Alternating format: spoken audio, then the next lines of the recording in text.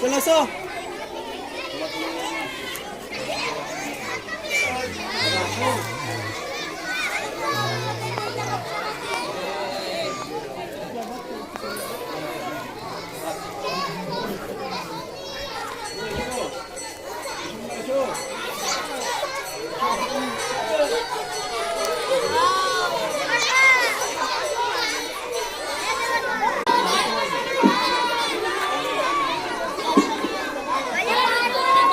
তোমরা চুপ করো, ছাত্রছাত্রীরা চুপ করো, একবার চুপ করে দাঁড়াও। আমরা আমাদের অনুষ্ঠান আরম্ভ করতে চলেছি, তোমরা আবার চুপ করে দাঁড়াও।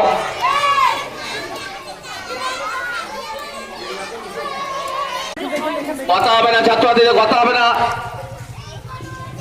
চুপ করে দাঁড়াও। আজ 23শে জানুয়ারি পরম পুরুষ নেতাজি সুভাষচন্দ্র বসুর 128তম জন্মদিন।